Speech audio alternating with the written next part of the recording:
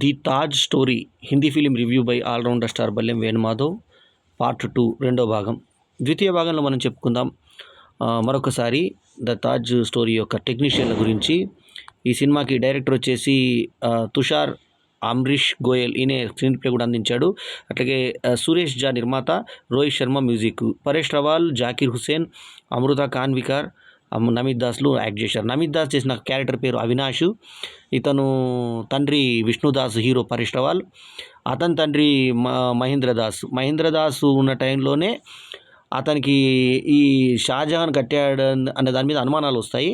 వచ్చిన తర్వాత దాని యొక్క పూర్వాపరాలు చూసిన తర్వాత, దానిపైన ఉన్నటువంటి కలశం అవన్నీ చూసిన తర్వాత ఇది హిందూ దేవాలయం తేజో మహల్ అని చెప్పేసి అతనికి డౌట్ వస్తుంది. అతను అనుమానాస్పదంగా మృతి చెందుతాడు, ఉరేసుకొని చచ్చిపోయినట్టుగా చూపిస్తారు. ఆ తర్వాత ఆ యొక్క మిస్టరీకి సంబంధించినటువంటి ఆయన ఎవరితో సంప్రదింపులు జరిపాడు వాళ్ళ ఫాదర్తో అనే దాని మీద ఒక లేట్ ఏజ్ 50s+ దాటిన తర్వాత పరేష్ రావల్ ఆయనకి ఒక కొడుకు, కోడలు, మనమరాలు అందరూ ఉంటారు. ఫ్యామిలీ, పెద్ద ఫ్యామిలీ.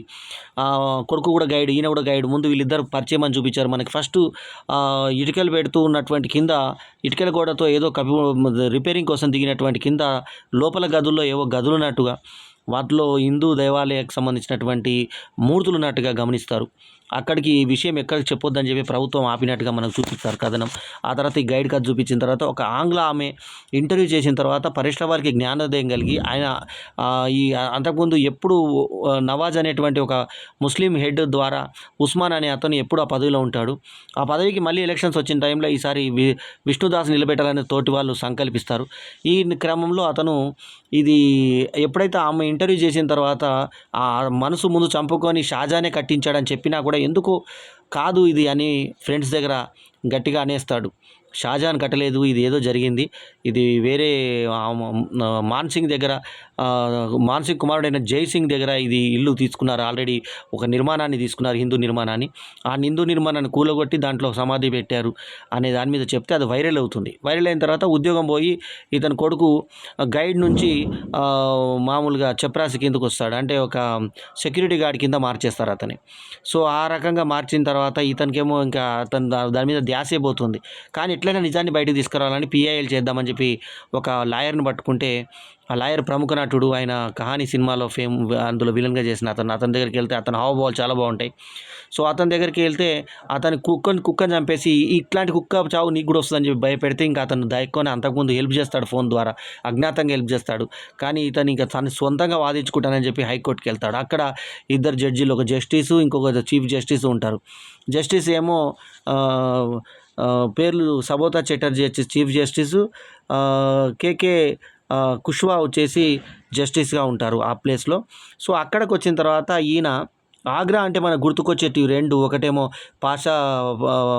పాత స్వీటు, రెండోది ఏం చేసి తాజ్మహల్. ఇదేమో symbol of love, symbol of hope అని చెప్పేసి దాని నినాదం మీద మాట్లాడితే మనకు టూరిజం మీద కొన్ని కోట్లు వస్తున్న దాని మీద దావా ఎట్లేస్తారని చెప్పి జాకీర్ హుసేన్, ఆయన క్యారెక్టర్ రాషీద్ అని చెప్పి చదివారు, కానీ రషీద్ ఆయన దాని మీద కేసు వేస్తే పబ్లిక్ ప్రాసిక్యూటర్ కింద రషీద్ పోట్లాడుతుండగా జాకీర్ హుసేన్ అద్భుతంగా యాక్ట్ చేశాడు. అట్లాగే పరేష్ రావల్ ఇంకా అత్యద్భుతంగా యాక్ట్ చేశాడు. అతను హీరోగా మరి అంతకుముందు ఓ మై గాడ్ కూడా సూపర్ హిట్ అయ్యి ఉంది. చాలా సినిమాలు, హీరో ఫేర్ లాంటి ఎన్నో సినిమాలు ప్రముఖ పాత్ర వహించాడు సక్సెస్లో.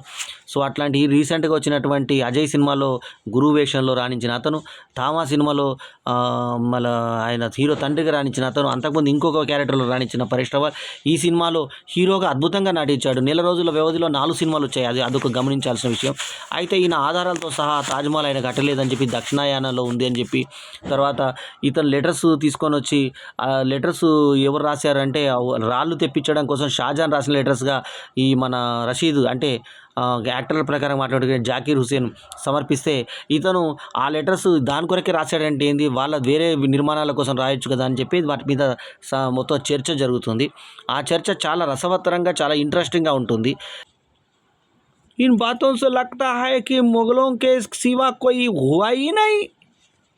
एक कनिष्क, एक कुंतल रानी, गुजरा, चंद्रगुप्त, चाणक्यगुप्त, चोला, महाराणा प्रताप, वीरा चौहान, छत्रपति शिवाजी महाराज, संभाजी महाराज, ये सब के बारे में अपने लिखने के लिए शब्द नहीं है. और अकबर ग्रेट, अकबर महान, औरंगजेब सर्वशक्तिमान, शाहजहां बिहार की पहचान. आपको नहीं लगता? आपको शर्म से डूब जाना चाहिए అంటూ వ్యవస్థను అంటే పాఠ్యాంశాల్లో పిల్లలకు నేర్పించే దాంట్లో అక్బర్ని, షాజహాన్ని పొగిడి ఇతని ఔరంగజేబు లాంటి ఒక కుత్సికనటువంటి మనిషిని మహాశక్తిమంతుడని చెప్పి పొగిడినటువంటి వీళ్ళకి ఇట్లాంటి గొప్ప గొప్ప నాయకులు మన దగ్గర ఉన్నప్పుడు చోళరాజులు ఉన్నారు, ఆ తర్వాత చాణక్యుడు, చంద్రగుప్తుడు, వీళ్ళ గురించి రాయకుండా వీళ్ళ గురించి ఎందుకు రాశారు? వాళ్ళని ఎందుకు మహాన్లు చేశారు? ఈస్ట్ ఇండియా కంపెనీ చేసింది దోపిడీ అయితే వీళ్ళు మొఘలులు చేసింది దోపిడీ కాదా? వాళ్ళకెందుకు గొప్పగా చెప్పారు? చరిత్రను ఏ ప్రకారంగా రాశారని ఇందిరాగాంధీ పాత్రను ఇంతకుముందు పోషించినటువంటి లేడీ విద్యాశాఖకు సంబంధించినటువంటి ప్రతినిధిగా వచ్చినప్పుడు ఆమెను అడిగేటువంటి ప్రశ్నలకు క్లాప్స్ పడతాయి. అద్భుతమైన నటన పరేష్ రావల్ది, డైలాగులు అద్భుతంగా ఉన్నాయి, మంచి స్క్రీన్ ప్లే చేశారు. ఇంతకుముందు కేసరి అనే సినిమా మరి కోర్టు నేపథ్యంతో అక్షయ్ కుమార్ది కేసరి పార్ట్ 2 వచ్చింది. మన ఈయన చెల్లి హీరో మాధవన్ కూడా యాక్ట్ చేశాడు ఆ సినిమా. ఆ టైప్లో ఇది చేసిన తర్వాత ఇందులో యోగేష్ భట్ అనే అతను సాక్షిగా, అతను దొంగ సాక్షిగా ఒక పోలీస్ అధికారి బ్రిజ్ భూషణ్ అని ఫస్ట్